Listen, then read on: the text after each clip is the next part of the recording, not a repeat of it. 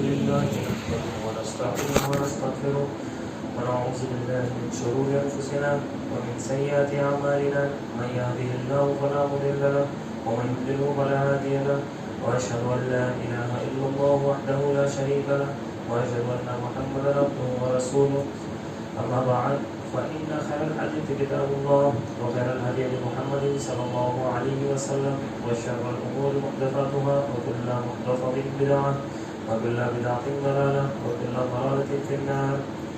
أعوذ بالله السميع العليم من الشيطان الرجيم. بسم الله الرحمن الرحيم. يا أيها الذين آمنوا اتقوا الله حق تقاته ولا تموتن إلا وأنتم مسلمون.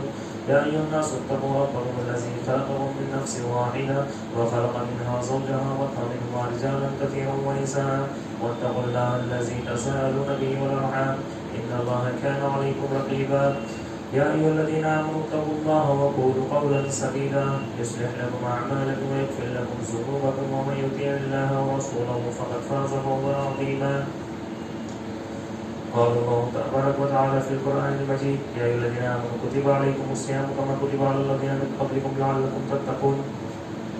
تمام طرح کی تعریف اور صفات اللہ وحدہ لا شریک کے تمام جہانوں کا مالک اور لاکھوں کروڑ درود و سلام اللہ کے آخر نبی جناب محمد رسول اللہ صلی اللہ علیہ وسلم پر. یا ایھا الذین آمنوا صلوا علیہ وسلموا تسلیما. اللهم صل علی محمد وعلی آل محمد كما صليت على ابراہیم وعلى آل ابراہیم انک حمید مجید. اللهم بارك على محمد وعلى آل محمد كما باركت على ابراہیم وعلى آل ابراہیم انک حمید مجید. حضرات گرامی، یہ اللہ تبارک و تعالیٰ کا ایک بہت بڑا احسان ہے، انعام ہے کہ ہماری اور آپ کی زندگی میں رمضان المبارک آ رہا ہے. یہ ایک بہت بڑی سعادت ہے، خوش بختی ہے کہ ایک انسان ایمان کی حالت میں رمضان کو پائے. یقیناً ماہ رمضان کو پانا یہ بہت بڑی خوش نصیبی کی بات ہے. اور رمضان کے تعلق سے اسلاف کرام کا یہ معمول تھا اور اسلاف کرام کا جو قلبی لگاؤ تھا، جو جستجو تھی، جو محبت تھی، اس بات کا اندازہ اس سے لگایا جا سکتا ہے کہ جب اسلاف رمضان آنے میں کئی مہینے باقی رہتے ہیں، وہ اللہ تبارک و تعالیٰ سے دعا کے لیے ہاتھ اٹھاتے ہیں. 4 مہینے پہلے، 5 مہینے پہلے رمضان آنا ابھی باقی ہے، ہاتھ اٹھاتے ہیں. تو اس کے اندر رمضان کی آمد کے لیے بھی اللہ تبارک و تعالیٰ سے دعا کرتے ہیں کہ اللہم بلغنا رمضان، کہ اللہ تو ہمیں رمضان سے ملا دے، یعنی تو ہمیں رمضان تک پہنچا دے، ہماری رمضان سے ملاقات کروا دے. رمضان کو پانا یہ ایک بہت بڑی سعادت کی بات ہے. اسلاف اس کا بے صبری سے انتظار کیا کرتے تھے. اور جب رمضان کا مہینہ آ جاتا تو اسلاف خوب عبادت کیا کرتے تھے. اور جب یہ مہینہ رخصت ہو جاتا تو اس مہینے کے رخصت ہونے کے بعد کم و بیش 4 سے 5 مہینے تک جب بھی دعا کے لیے ہاتھ اٹھاتے وہ اس رمضان کے اندر کیے ہوئے اعمال کی قبولیت اللہ تبارک و تعالیٰ سے اس سبب کو ہاتھ اٹھایا کرتے تھے کہ اللہ جو ہم نے اعمال رمضان کے اندر کیے ہیں تو انہیں قبول کر لے، ہماری مغفرت فرما دے اور اس رمضان کو ہماری مغفرت کا باعث بنا دے، اس رمضان کو ہماری جنتیوں میں، ہماری فہرست میں ہمارا نام لکھانے کا باعث بنا دے. تو پتہ یہ چلا کہ اسلاف کرام پورے سال وہ رمضان کے تعلق سے گزارا کرتے تھے. جب رمضان نہیں آتا اس کے 4-5 مہینے پہلے سے اللہ رب العزت سے دعا کرتے کہ ہماری زندگی میں ایک اور رمضان یہ والا دے دے، ہمیں اس رمضان سے ملا دے. اور پھر جب رمضان چلا جاتا تو اس کے بعد کئی مہینوں تک اس رمضان کے اندر کیے ہوئے اعمال کے قبولیت کی دعا وہ اللہ تبارک و تعالیٰ سے کیا کرتے. تو یہ خوش بختی کی بات ہے کہ ہمیں اللہ تبارک و تعالیٰ نے رمضان عطا کیا اور اس طریقے کے کئی رمضان پہلے بھی عطا کیے. لیکن یہ رمضان جو ہمیں عطا ہوئے ہیں اور جو اب ہونے والا ہے، یہ رمضان کس کے لیے؟ یہ ہر وہ شخص کے لیے نہیں ہے کہ جس پر رمضان آتا ہے، یا ہر اس شخص کے لیے نہیں ہے جو رمضان کو پاتا ہے. ہر وہ شخص خوش نصیب نہیں ہوتا، ہر وہ شخص سعادت مند نہیں ہوتا، ہر وہ شخص خوش بخت نہیں ہوتا کہ جس کی زندگی کے اندر رمضان آ جائے، بلکہ بہت سارے بدبخت ایسے بھی ہوتے ہیں کہ ان کی زندگی میں ماہ رمضان آتا ہے لیکن وہ ان سے ان کی بدبختی دور نہیں ہوتی، ان کی زندگی کے اندر ماہ رمضان آتا ہے لیکن ان سے ان کے گناہ، ان کی معصیت کے کام دور نہیں ہوتے، ان کی زندگی میں کوئی بدلاؤ نہیں ہوتا۔ وہ رمضان کے اندر داخل ہوتے ہیں اور پھر اس رمضان میں سے آٹے سے جس طریقے سے بال نکل جاتا ہے اس طریقے سے نکل جاتے ہیں۔ رمضان جیسی عظیم انقلابی مہینہ، رمضان جیسا مہینہ جو ایک انسان کی زندگی کو بدل سکتا ہے، جو ایک انسان کے اعمال کو بدل سکتا ہے، جو ایک انسان کے ظاہر کو بدل سکتا ہے، جو ایک انسان کے باطن کو بدل سکتا ہے، جو ایک انسان کو جہنمیوں کی لسٹ سے نکال کر جنتیوں کی لسٹ میں لا سکتا ہے، جو ایک انسان کو عبادت گزار بنا سکتا ہے، اس مہینے پر سے وہ انسان اس طریقے سے نکل جاتا ہے کہ وہ بدبختی کی علامت اس کے اوپر ہوتی ہے۔ یہ وہ بدبخت لوگ ہیں جو رمضان کے پہلے بھی بدعمل ہوتے ہیں اور رمضان میں بھی بدعمل رہتے ہیں اور رمضان کے بعد بھی بدعمل رہتے ہیں۔ رمضان کے پہلے بھی بے عمل رہتے ہیں اور رمضان کے اندر بھی نعوذ باللہ آپ کو کچھ لوگ ایسے نظر آئیں گے جو رمضان کے اندر بھی بے عمل ہیں، جو روزوں کو چھوڑ دیتے ہیں، جو نمازوں کو چھوڑ دیتے ہیں، جن کو رمضان کی اہمیت سے کوئی لینا دینا نہیں، کہ جن کی زندگیوں میں رمضان جیسا مہینہ، انقلابی مہینہ، وہ تبدیلی نہیں پیدا کر سکتا۔ اور یہی وہ بد نصیب لوگ ہیں کہ جن کے حق میں فرشتوں کے سردار حضرت جبرائیل علیہ السلام اور انبیاء کرام کے سردار جناب محمد رسول اللہ صلی اللہ علیہ وسلم نے، یعنی فرشتوں کے سردار حضرت جبرائیل امین نے جو ہے بد دعا کی، اور انبیاء کرام کے سردار اللہ کے نبی صلی اللہ علیہ وسلم نے اپنی لسان نبوت سے اس بات پر آمین کہا، اس بد دعا پر آمین کہا کہ رمضان کا مہینہ پا لے، رمضان کا مہینہ پا لے اور وہ رمضان کے اندر اپنی مغفرت نہ کرا سکے، ایسے بدبخت پر اللہ کی لعنت ہے، لعنتی شخص ہے وہ، ناک خاک آلود ہے اس کی۔ اور اللہ کے نبی صلی اللہ علیہ وسلم نے اس دعا پر آمین کہا۔ تو آج کے اس خطبہ جمعہ میں ہم یہ دیکھیں گے کہ رمضان ہمیں کیا تعلیم دیتا ہے۔ اگر ایک لفظ کے اندر دیکھا جائے تو رمضان یہ تربیت، یہ ایک انسان کی تربیت کرتا ہے، یہ افراد کی تربیت کرتا ہے، رمضان جماعتوں کی تربیت کرتا ہے، یہ معاشرے کی تربیت کرتا ہے، یہ گھر بار کی تربیت کرتا ہے، یہ امتوں کی تربیت کرتا ہے، یہ قوموں کی تربیت کرتا ہے۔ رمضان وہ مہینہ ہے اور اسی تربیت کی جانب لفظ تتقون سے اللہ تبارک و تعالیٰ نے قرآن مجید کے اندر اشارہ کیا، فرمایا یا ایھا الذین آمنوا کتب علیکم الصیام کما کتب علی الذین من قبلکم لعلکم تتقون، یہ لوگوں کے ایمان والو تم پر روزے فرض کر دیے گئے جیسا کہ تم سے پہلے کی امتوں پر فرض کیے گئے تھے، لعلکم تتقون، تاکہ تم تقوی اختیار کرو۔ اللہ تبارک و تعالیٰ تقوی کے ذریعے سے قوموں کی تربیت کرتا ہے۔ ہمارا اسلاف کی تربیت تقوی کے ذریعے سے ہوئی۔ اللہ کے نبی صلی اللہ علیہ وسلم کے صحابہ اکرام، تابعین، تبع تابعین، ائمہ دین، سلف صالحین اور علماء کرام کی تربیت اللہ تبارک و تعالیٰ تقوی کے ذریعے سے کرتا ہے۔ اجتماعی حیثیت سے سال کے 11 مہینوں کے مقابلے میں رمضان یہ اجتماعی تربیت کرتا ہے۔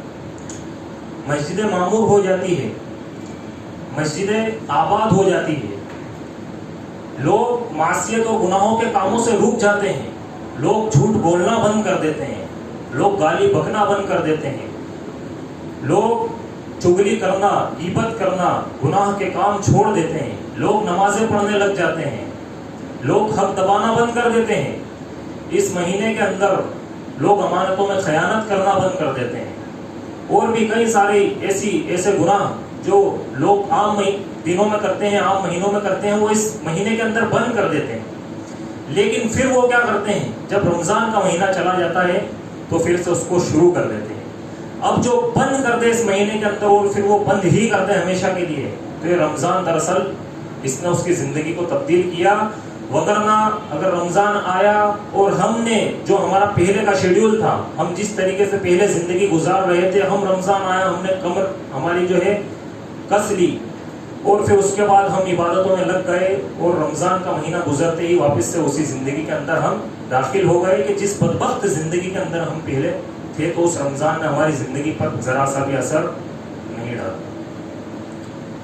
تو اجتماعی حیثیت سے جب لوگ عبادت کی طرف آتے ہیں تو یہ رمضان ان کی تربیت کرتا ہے۔ حضرات، اگر انفرادی سطح پر دیکھا جائے تو بہت ساری صفات ایسی ہے کہ جو رمضان ہمارے اندر پیدا کر دیتا ہے۔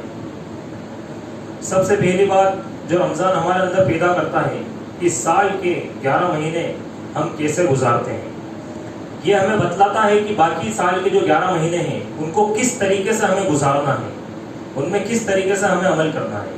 رمضان آتے ہی ہم نے سارے گناہ و منکرات چھوڑ دیے، ہم نے سارے غلط کام چھوڑ دیے، ہم نے گناہوں کے کام سے ہم نے توبہ کر لی۔ اور انسان کے اعمال میں آپ دیکھیں گے کہ کوئی انسان، اس کے اعمال کو آپ دیکھیں گے، جو روزہ رکھتا ہے، جو 5 وقت کی نمازیں پڑھتا ہے، جو قیام اللیل کرتا ہے، با جماعت تراویح پڑھتا ہے، قیام اللیل اسی کو کہتے ہیں رمضان کے اندر، اور جو نفلی نمازیں ادا کرتا ہے، صدقات دیتا ہے، نفلی صدقات دیتا ہے، اپنی زکوٰۃ کو امانت داری کے ساتھ نکال دیتا ہے، تو یہ غیر معمولی سی تبدیلی آپ کو رمضان کے اندر نظر آتی ہے کہ رمضان سب سے پہلا پیغام ہمیں یہی دیتا ہے کہ جس طرح تم نے رمضان کے روزے کا احترام رکھ کر منکرات سے دوری اختیار کی، اسی طرح باقی کے 11 مہینوں کو ایک روزہ سمجھ کر گناہوں سے دوری اختیار کر لو۔ یہ زندگی بھی تو ایک روزہ ہی ہے، اس زندگی کو ایک روزہ سمجھ لو اور گناہوں سے دوری اختیار کر لو۔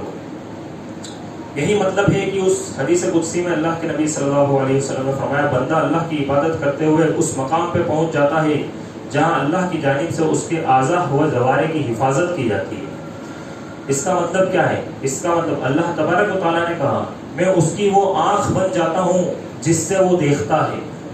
یعنی جب بندہ اللہ کی عبادت کرتا ہے، بندہ اللہ کی عبادت کرتا ہے تو وہ عبادت کے اس مقام پر پہنچ جاتا ہے کہ اللہ تبارک و تعالیٰ کی طرف سے اس کے اعضاء و جوارح کی حفاظت کا ذمہ لے لیا جاتا ہے۔ اللہ فرماتا ہے کہ میں اس کی وہ آنکھ بن جاتا ہوں جس سے وہ دیکھتا ہے، میں اس کا وہ کان بن جاتا ہوں جس سے وہ سنتا ہے، اور میں اس کا وہ قدم بن جاتا ہوں، میں اس کا وہ پیر بن جاتا ہوں جس سے وہ چلتا ہے، اور میں اس کا وہ ہاتھ بن جاتا ہوں جس سے وہ پکڑتا ہے۔ اس کا مطلب یہ ہے کہ اللہ تبارک و تعالیٰ نے فرمایا کہ وہ اپنے کانوں سے وہی بات سنے گا جو اللہ تبارک و تعالیٰ کو راضی کرنے والی بات ہوگی۔ اس سے بڑی وہ خوش نصیبی کی بات کیا ہوگی؟ ہم کتنی فضول باتیں دن بھر میں سنتے کہ نہیں سنتے؟ اب اللہ تبارک و تعالیٰ نے جب ہمارے اعضاء و جوارح کی ذمہ داری لے لی، اب ہم وہی بات سنیں گے جو اللہ تبارک و تعالیٰ ہمیں سنانا چاہے۔ کہ آنکھیں اس کی ہے لیکن وہ وہی دیکھتا ہے جو اللہ تبارک و تعالیٰ اس کو دکھاتا ہے، یعنی وہ اللہ تبارک و تعالیٰ کی آنکھ بن جاتا ہے۔ پیر اس کے ہیں، قدم اس کے ہیں، لیکن وہ ادھر ہی چلیں گے جدھر اللہ تبارک و تعالیٰ کی رضا شامل ہوگی۔ ہاتھ اس کے ہیں لیکن وہ ہاتھ کسی ظالم کی مدد نہیں کرے گا، مگر وہ اس کام میں مدد کرے گا جس میں اللہ تبارک و تعالیٰ کی رضا ہوگی۔ اس کی آنکھیں ہیں، اس کی آنکھیں بے حیائی سے بچ جائے گی، اس کی آنکھیں بے حیائی سے بچ جائے گی، بدکاری سے بچ جائے گی، بلکہ اس کی آنکھیں وہی دیکھے گی جو اللہ تبارک و تعالیٰ کی رضا چاہتی ہے۔ تو کل ملا کے ایک بندے کے اعضاء و جوارح جسمانی طور پر ظاہر اور باطنی تمام کے تمام جو ہے گناہوں سے پاک ہو جاتے ہیں اس وقت، اس حدیث قدسی کی روشنی میں، کہ جب ایک انسان اللہ تبارک و تعالیٰ کی عبادت میں لگ جاتا ہے اور وہ عبادت کرتے کرتے اس مقام پر پہنچ جاتا ہے۔ حضرات گرامی، ایک اور تربیت کا جو پہلو ہے وہ یہ ہے کہ انسانی زندگی میں 2 شہوتیں ایسی ہیں کہ جن شہوتوں کے آگے انسان اپنے ہتھیاروں کو ڈال دیتا ہے۔ انسان کا بس ان شہوتوں کے آگے نہیں چلتا، اور اکثریت ان شہوتوں کے اندر الجھی ہوئی ہے، اور وہ شہوتیں ایسی ہیں کہ ایک انسان کو گمراہی میں دور تک لے جاتی ہے۔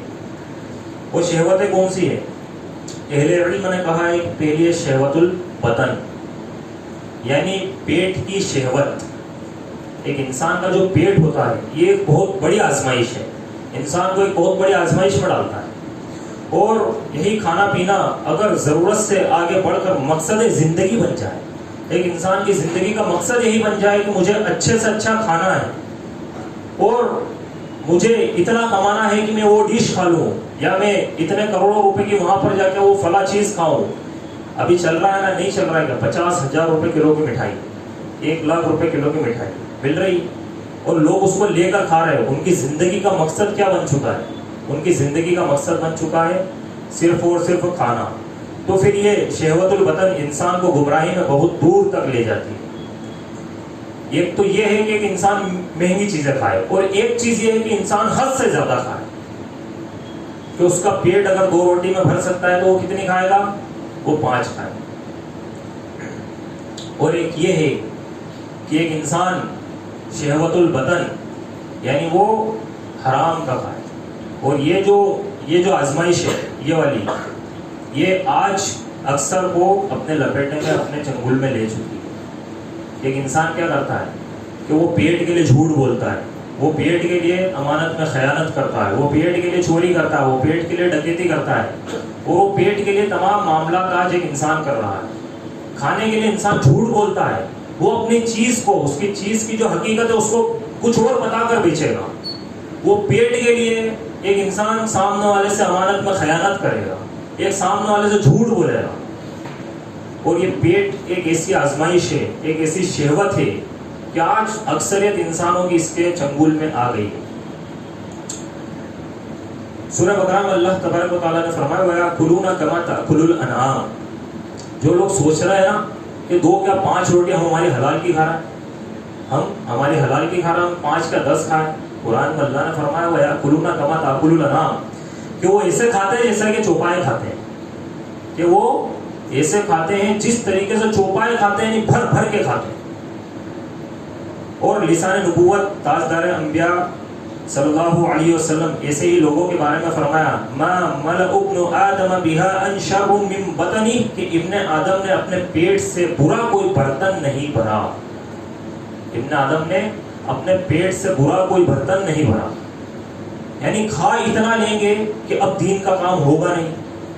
اب ان کو آرام کی بھی 2 گھنٹے کی ضرورت ہے، پچانے کے لیے چلنے کی ضرورت ہے، اور وہ اسی کو مینٹین کرنے میں ان کی زندگی نکل رہی ہے. 2 کی جگہ 5 روٹی تو کھا لی، اب ڈاکٹر کے پاس بھی جا رہا، بد ہضمی. بھائی بیماریوں کی جڑ کیا ہے؟ بیماریوں کی جڑ پیٹ ہے. پیٹ خراب ہوا انسان ڈاکٹر کے پاس جائے گا، ڈاکٹر اس کو دوائیاں بھی دے گا، دوائیوں کے ساتھ اس کو ایکسرسائز کی بھی بولے گا. اب اس کے 2 گھنٹے ڈیلی کہاں پہ جا رہا ہے؟ ایکسرسائز میں جا رہا ہے. رات کو چلنے جا رہا ہے، صبح جم جا رہا ہے، واکنگ پہ جا رہا ہے، پھر دن میں بھی جو ہے اس کا دن پر ٹائم میں جا رہا ہے، شیڈیول مینٹین کرنے میں جا رہا ہے، اپنے باڈی کو مینٹین کرنے میں جا رہا ہے. تو یہ ہے کہ یہاں پر اللہ تبارک و تعالیٰ نے اسی لیے زیادہ کھانے کو چوپایوں سے کھانے کی مشابہت کی. اور اللہ کے نبی صلی اللہ علیہ وسلم نے فرمایا کہ ابن آدم نے اپنے پیٹ سے برا اور کوئی برتن نہیں بھرا. پھر فرمایا کہ ابن آدم کے لیے چند لقمے کافی ہے جو اس کی کمر سیدھی رکھ سکے. فَإِن كَانَ بُدَّهُ، اور اگر اس کو کھانا ضروری ہے، مطلب اس کو اور کھانا چاہیے، تو فَثُلُثٌ لِطَعَامِهِ وَثُلُثٌ لِشَرَابِهِ وَثُلُثٌ لِنَفْسِهِ، کہ وہ 1/3 جو ہے پیٹ کے لیے وہ کھانا کھا لیں، اور 1/3 وہ پانی پی لیں، اور 1/3 حصہ کس کے لیے چھوڑ دیں؟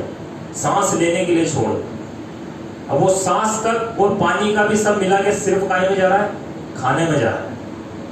تو یہاں پر ہم قرآن کی آیت کے بھی خلاف جا رہے ہیں. اور رمضان یہ بتانے کی بات ہے، مقصد یہ ہے کہ رمضان ہماری اس چیز کی جو ہے تربیت کرتا ہے.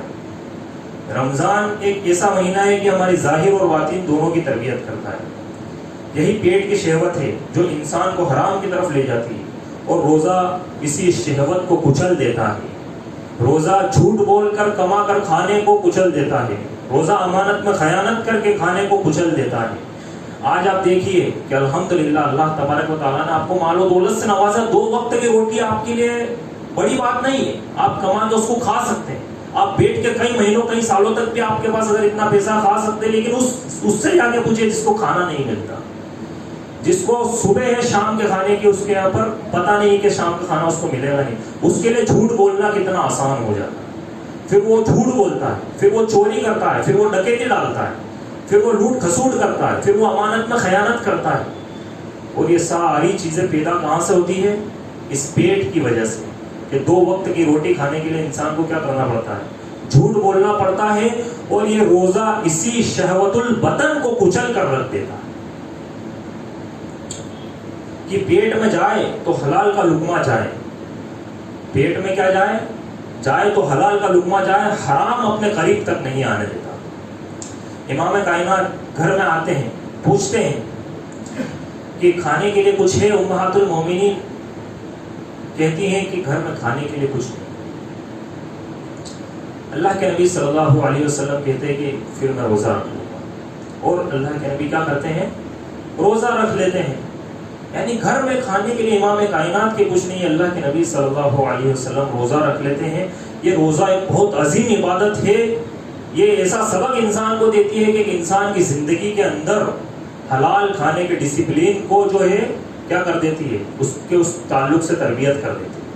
یہ روزہ ایک ایسی عظیم عبادت ہے جو اللہ تبارک و تعالیٰ نے ہمیں دی. آپ صلی اللہ علیہ وسلم نے فرمایا ایک حدیث میں کہ مومن 1 آنت بھر کے کھاتا ہے اور کافر 7 آنتیں بھر کر کھاتا ہے. مومن، اب لوگ کہتے ہیں نا کہ یار ہم ہمارے پیسوں کا کھا رہے ہیں، ہم کما رہے ہیں. بھائی تم بولتے تھے کہ حرام مت کماؤ، حلال کماؤ. حلال کما رہے ہیں اور حلال سے ہم کھا رہے ہیں، تو ہم کتنا بھی کھائے کیا فرق پڑ رہا ہے؟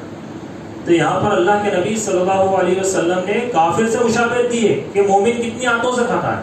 مومن 1 آنت سے کھاتا ہے کہ اس میں اس کا کام پورا ہو جائے، یعنی وہ گزر بشر کر لے. اور کافر کتنی آنتوں سے کھاتا ہے؟ 7 آنتوں سے کافر کھاتا ہے. اور روزہ ہمیں اس عظیم فتنے سے بچاتا ہے. دوسری شہوت جو ہے، یہ تو پہلی شہوت تھی شہوت البطن. شہوت البطن کے تعلق سے کمپلیٹ جو ہے روزہ ہماری تربیت کر رہا ہے. اور دوسری شہوت ہے شہوت الفرج،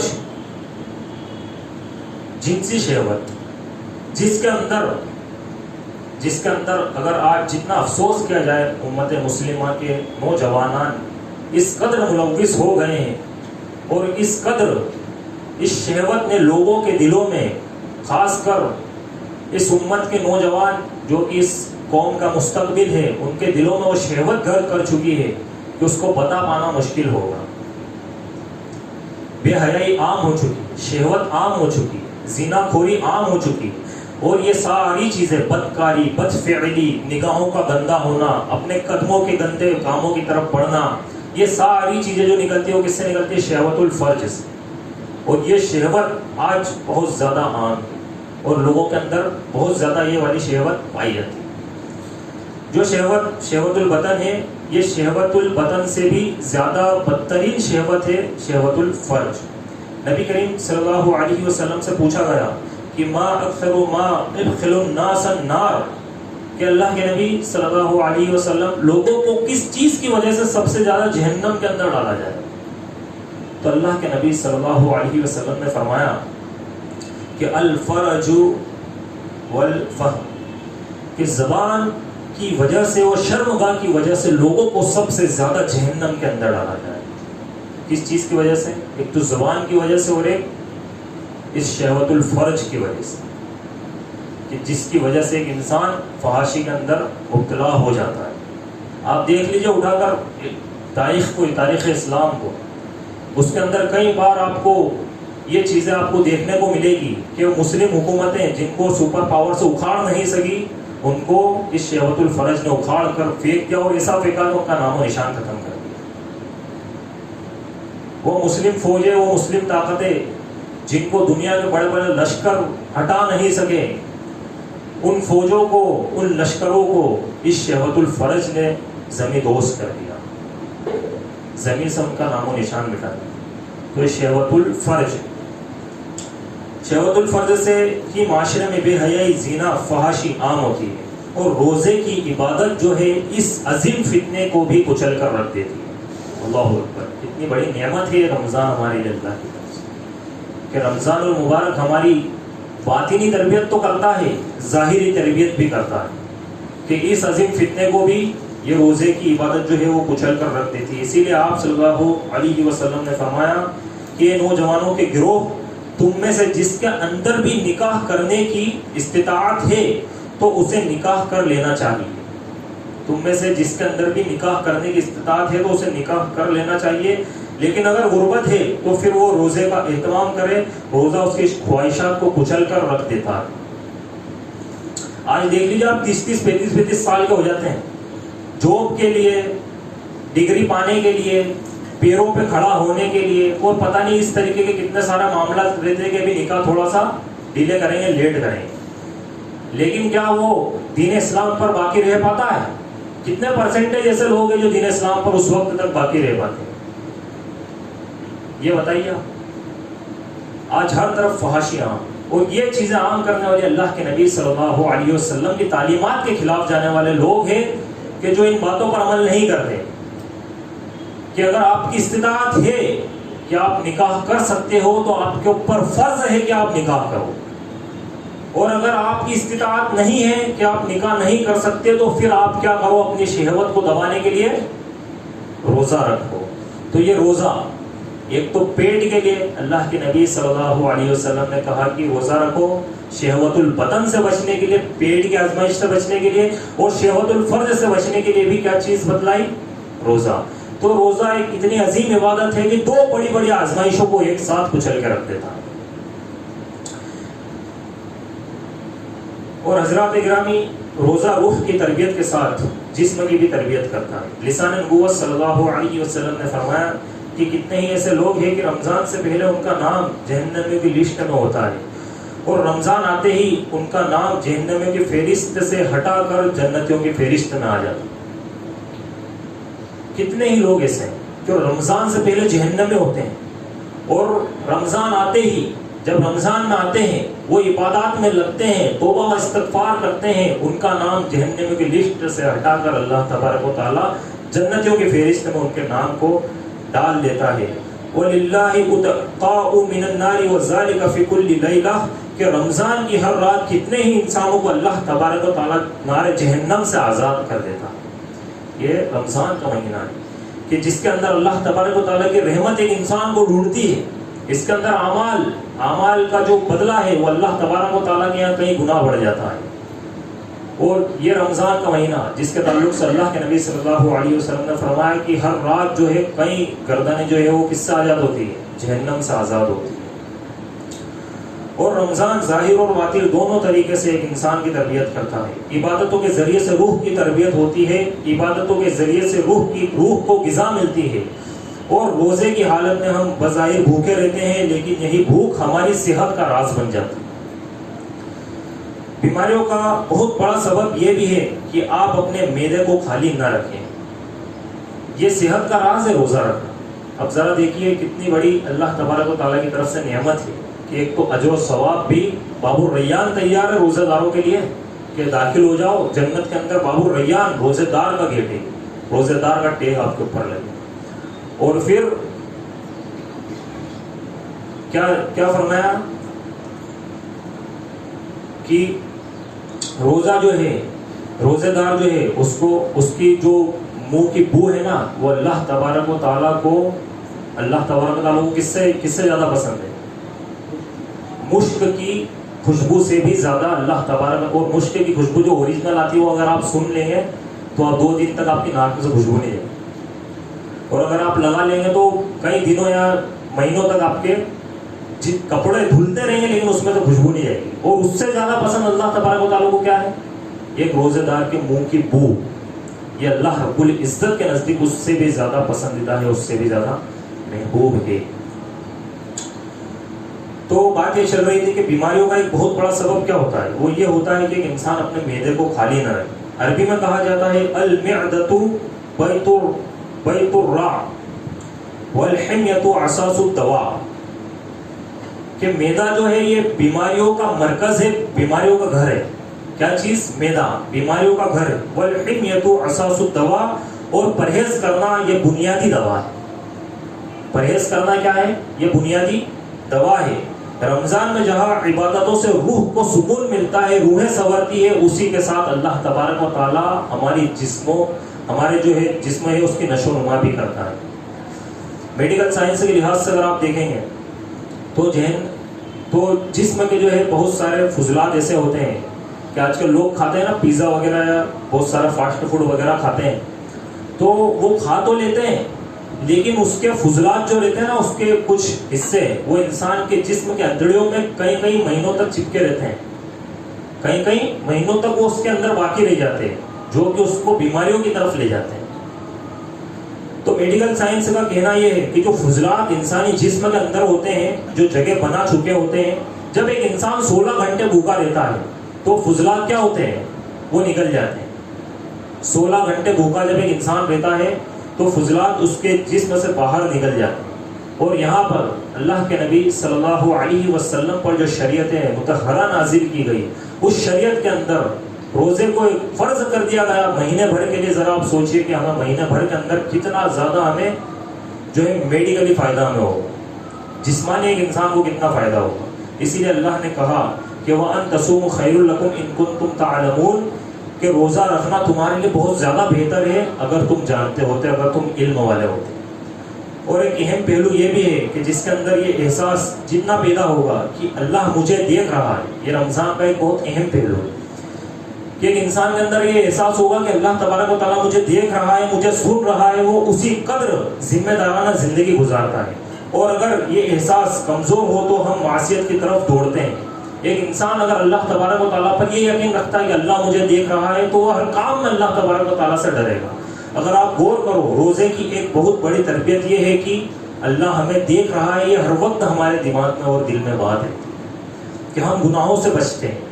ہم عام دنوں میں ایک انسان گالی بکتا ہے، روزے کی حالت میں کیا ہوتا ہے؟ وہ گالی بکتے بکتے رک جاتا ہے۔ حالانکہ عام دنوں میں بھی گالی بکنا گناہ کا کام ہے، ایک کبیرہ گناہ ہے، لیکن روزے کی حالت میں وہ اس سے رک جاتا ہے، روزہ اس کی تربیت کرتا ہے۔ ایک انسان روزے کی حالت میں ہوتا ہے چغلی کرنا بند کر دیتا ہے، ایک انسان روزے کی حالت میں ہوتا ہے جھوٹ بولنے سے وہ رک جاتا ہے، ایک انسان روزے کی حالت میں ہوتا ہے وہ کسی کا مذاق نہیں اڑاتا، ایک انسان روزے کی حالت میں ہوتا ہے وہ شہر القرآن پر عمل کرتے ہوئے قرآن کی تلاوت زیادہ کرتا ہے، وہ زیادہ قرآن کو ترجمے کے ساتھ پڑھنے کی کوشش کرتا ہے، وہ دین سے جڑ کر چلنے کی کوشش کرتا ہے، وہ علماء کرام سے جڑ کر چلنے کی کوشش کرتا ہے، وہ مسجدوں سے جڑ کر چلنے کی جو ہے کوشش کرتا ہے۔ اور یہ جو روزہ ہے یہ اس طریقے سے جو ہے ایک انسان کو ذمہ دارانہ زندگی کا احساس دلاتا ہے کہ تم جس مقصد کے لیے اس زمین پر بھیجے گئے ہو دراصل تمہارا مقصد یہ ہے۔ بقیہ 11 مہینے تم کھانا پھرتی کرتے ہو، بقیہ 11 مہینے ہم اپنی مستی میں مگن رہتے ہیں۔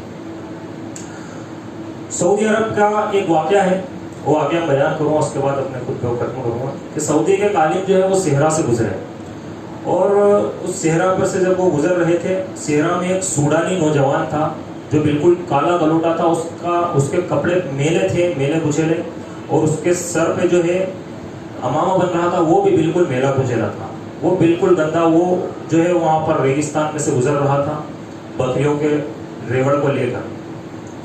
تو یہ ان عالم نے سوچا کہ چلو آج ان کا امتحان لے لیں۔ وہ اس کے پاس اپنی گاڑی کو لے گئے، یہ معتبر عالم سعودی ہے، بڑے معتبر عالم تھے، وہ اپنی گاڑی جو ہے اس چرواہے کے پاس لے گئے اور اس سے جا کر تھوڑی بات چیت کری۔ بات چیت کرنے کے بعد پھر اس سے کہا کہ ایک کام کرو، ایک بکری تم ہمیں اس میں سے دے دو۔ تو اس نے منع کر دیا کہ نہیں، میں بکری تمہیں نہیں دے سکتا۔ تو اس نے بولا میں تمہیں پیسہ دے رہا ہوں، پیسے لے کر مجھے دو۔ تو اس نے منع کر دیا کہ نہیں، بولا 400 ریال لے لے، بولے کہ نہیں، بولا 800 لے لے، بولے کہ نہیں۔ عالم نے بولا کہ اب تو میں تجھے ڈبل رقم دے رہا ہوں اور ڈبل سے بھی زیادہ دے دوں گا، تو مجھے یہ بکری دے دے کہ تیرا جو آقا ہے وہ تو دور بیٹھا ہے، اس کو پتہ بھی نہیں چلے گی، اس کو بول دینا ایک بکری مر گئی۔ تو اس چرواہے نے کہا کہ میرا آقا تو یہیں پر دور بیٹھا ہے، اس کو پتہ نہیں چل رہی، لیکن جو اللہ تبارک و تعالیٰ ہے مجھے دیکھ رہا ہے، اس کو کل قیامت کے دن مجھے حساب دینا پڑے گا۔ اسی لیے اللہ دیکھ رہا ہے، اس آقا کی مجھے پرواہ نہیں، اس اللہ کی مجھے پرواہ ہے، میں بکری تجھے نہیں دوں گا۔ بولے 1200 ریال لے لے، بولے نہیں دوں گا۔ اس کی ویڈیو ایک سائڈ میں کھڑا ہو کے ایک شخص بنا رہا تھا۔ جب وہ ویڈیو وائرل ہوئی، اب یہاں پر آپ دیکھیے کہ اللہ رب العزت اگر آپ حرام سے بچیں گے، اللہ رب العزت حلال میں آپ کو عزت بھی عطا کرے گا اور عزت کے ساتھ دولت میں بھی وسعت کر دے گا، فراوانی کر دے گا۔ ویڈیو وائرل ہوئی، سعودی کے کئی جو ہے محسنین کے پاس پہنچی، انہوں نے جو 1000 ریال اس کو ہدیے میں دی۔ کسی نے بولا 10,000 ریال میری طرف سے، کسی نے بولا 20,000 ریال میری طرف سے۔ یہ بتائیے، تو یہ جو جب انسان کے اندر یہ ذمہ داری پیدا ہو جاتی ہے کہ اللہ تبارک و تعالیٰ ہمیں دیکھ رہا ہے، تو پھر وہ اس کام سے بچ جاتا ہے۔ آج کئی مسئلے ایسے ہوتے ہیں کہ ایک انسان کی نیت ڈال مٹول ہو جاتی ہے، انسان کے پاس کئی بار کچھ پیسہ رکھا ہوتا ہے، انسان کے پاس کئی بار کوئی امانت رکھی ہوتی ہے، اس امانت کی خبر صرف اس انسان کو ہوتی ہے اور کسی کو نہیں ہوتی، لیکن اگر اس نے اس کے اندر سے خرچ کر دیا، سمجھ لو کہ اس کا ایمان اللہ تبارک و تعالیٰ پر نہیں ہے کہ اللہ ہمیں دیکھ رہا ہے، اس کو صرف لوگوں سے مطلب تھا کہ لوگوں نے نہیں دیکھا، لیکن اللہ تبارک و تعالیٰ تو دیکھ رہا ہے۔ لیکن ایک انسان ایسا ہے کہ جس کے پاس امانتیں رکھی ہوئی، ایک انسان ایسا ہے اور وہ اللہ تبارک و تعالیٰ کو ہمیشہ اس کے دل میں یہ بات رہتی کہ اللہ مجھے دیکھ رہا ہے، کہ میں اگر اندھیرے میں بھی کوئی کام کروں گا، میں اکیلے میں بھی اگر کوئی کام کروں گا، تنہائی میں اگر کوئی گناہ کروں گا، اللہ تبارک و تعالیٰ مجھے دیکھ رہا ہے، تو وہ ذمہ دارانہ زندگی کو گزارتا ہے اور وہ دین پر زندگی گزارتا ہے۔ اور یہ احساس جو ہے وہ روزہ ہمارے اندر پیدا کرتا ہے۔ ایک انسان کیا بنتا ہے کہ اللہ تبارک و تعالیٰ ہمیں ہمیشہ دیکھ رہا ہے۔ رمضان کی تربیت کا ایک آخری پہلو یہ ہے کہ زندگی جد و جہد، محنت و مشقت کا نام ہے، آرام پسندی اور عیش پرستی کا نام نہیں ہے، کہ ایک انسان یہاں پر آرام پرستی کو پسند کرے اور عیش پرستی کو پسند کرے۔ اور یہ جد و جہد روزے کی حالت میں بھی اللہ تبارک و تعالیٰ نے مطلوب کی۔ روزے کا مطلب یہ نہیں ہے کہ ایک انسان کولر کے سامنے یا اے سی کے سامنے سو جائے اور دن بھر سوتا رہے۔ روزہ رکھ لیا مطلب احسان کر دیا، مطلب صبح سے شام تک صرف سو رہا ہے اور اس کے علاوہ کچھ بھی وہ نہیں کر رہا ہے۔ بلکہ اسلامی تاریخ اگر آپ اٹھا کر دیکھیں گے تو اسلامی تاریخ میں کچھ بڑے مارکے ایسے بھی پیش آئے کہ حضرات صحابہ کرام رضوان اللہ علیہم اجمعین اور اسلاف کرام نے جو ہے رمضان کے اندر تپتی ہوئی گرمی میں جنگیں لڑی، ماری کے لڑے۔ آپ اٹھا کر دیکھیے اسلامی تاریخ کو۔ اور اللہ تبارک و تعالیٰ نے کہا لقد خلقنا الانسان فی کبد، کہ ہم نے انسان کو مشقتوں میں پیدا کیا۔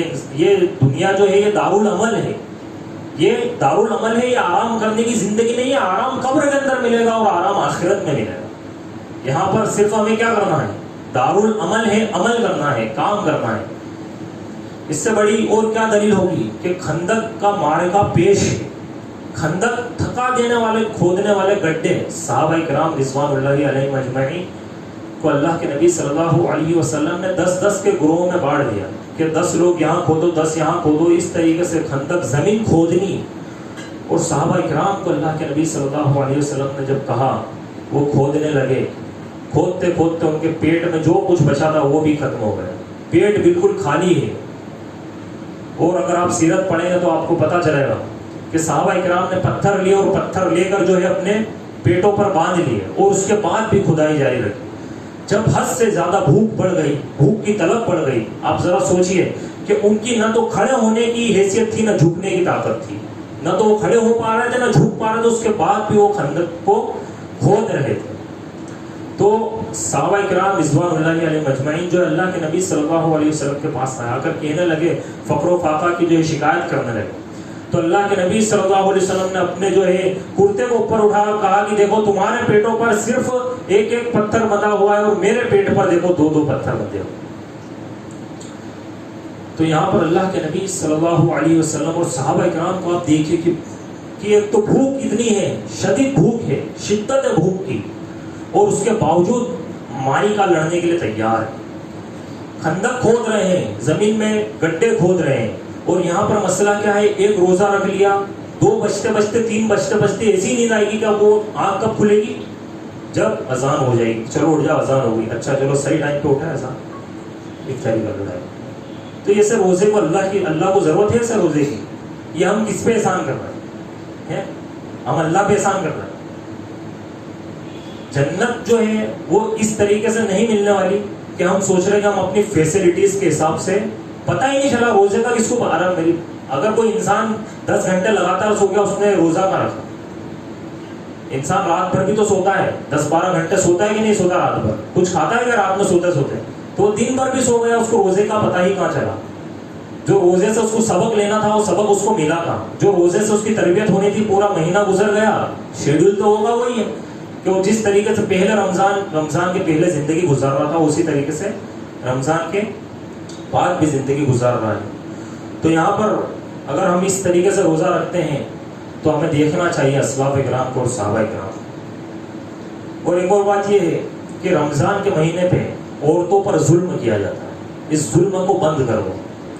یہ عورتوں پر ظلم ہے کہ ہم روزہ رکھتے ہیں، ہم عبادت میں مشغول رہتے ہیں، ہم قرآن کریم کی تلاوت کرتے ہیں، ہم دین کا علم سیکھتے ہیں، لیکن عورتوں کو ہم دن بھر پکوان کے اندر اور الگ الگ ڈشوں کے اندر الجھا کر وہ صبح سے سوچنا شروع کرتے ہیں کہ آج کیا بنوں گا، کہیں خاوند ناراض نہ ہو جائے، کہیں باپ ناراض نہ ہو جائے، کہیں بیٹا ناراض نہ ہو جائے.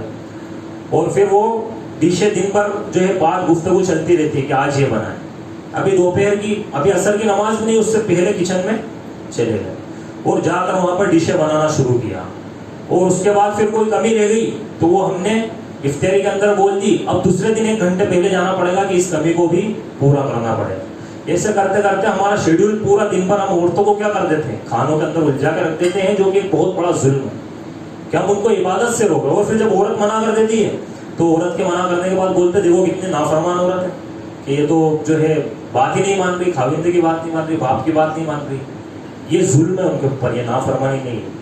یہ ہماری طرف سے کیا ہوتا ہے، کیا ہم یہ نہیں چاہتے، ہم دنیا کے اندر ٹرپ پہ جاتے، گھومنے جاتے، کشمیر جاتے، لداخ جاتے، باہر دبئی وغیرہ جاتے، ہم سوچتے کہ ہم اپنی مسز کو ساتھ لے جائیں. کیا جنت میں آپ اپنی مسز کو ساتھ لے کر نہیں جاؤ گے؟ کیا اس کی مغفرت آپ کو نہیں کروانی؟ کیا آپ نہیں چاہتے ہو کہ اس کو بھی جنت کا پروانہ اس رمضان کے مہینے میں مل جائے؟ یقین مانیے اگر آپ غور کریں گے تو ہماری گھر کی خواتین، ہماری گھر کی عورتیں واقعی میں وہ عبادت نہیں کر پاتی رمضان کے مہینے میں جو ہونی چاہیے اور جو کرنی چاہیے. کہ یہاں پر بڑے بڑے شیخ مشائخ جب رمضان آتا اسلاف کے اندر تو رمضان کا مہینہ آتے ہی کہیں جو ہے فقہ کا درس چلتا، کہیں تفسیر کا درس چلتا، کہیں حدیث کا درس چلتا، سب درس بند کر دیتے، کہتے شہر القرآن ہے، اس مہینے میں جو ہے ہم زیادہ سے زیادہ قرآن کی تلاوت کریں گے، زیادہ سے زیادہ قرآن کو پڑھیں، ہم اس کے اندر عبادت کریں، ہم اس کے اندر جو ہے اپنی خود کی عبادت کریں. اور وہ جب وہاں پر جو ہے بڑے بڑے درس بند ہو جاتے ہیں، وہ درس ہے کہ جس میں ایک دن بھی اگر درس بند ہوتا تو اس کا نقصان ہوتا طالب علموں کو. تو یہاں پر ہماری ایک دن کی کچن کی ڈش بند نہیں ہو سکتی. کیا ہم جو ہے اس طریقے سے افطاری نہیں کر سکتے کہ ہمارا کام چل جائے؟ کیا ہم اس طریقے سے افطاری کریں گے کہ صرف کھانے کے لیے جینا ہے؟ تو پھر وہی ہے کہ وہ یاکلون کما تاکل الانعام کی افطاری میں اتنا کھا لیا کہ اب جب اٹھ رہے ہیں تو اٹھ نہیں پا رہے، اٹھ رہے ہیں تو اٹھ نہیں پا رہا، سجدہ کر رہے ہیں تو سجدہ کر نہیں پا رہا. اور یہ حقیقت ہے، آج حقیقت بیاں ہوتی ہے. آخر میں اللہ تبارک و تعالیٰ سے دعا ہے کہ اللہ میں کہنے اور سننے سے عمل کرنے کی توفیق عطا فرمائے.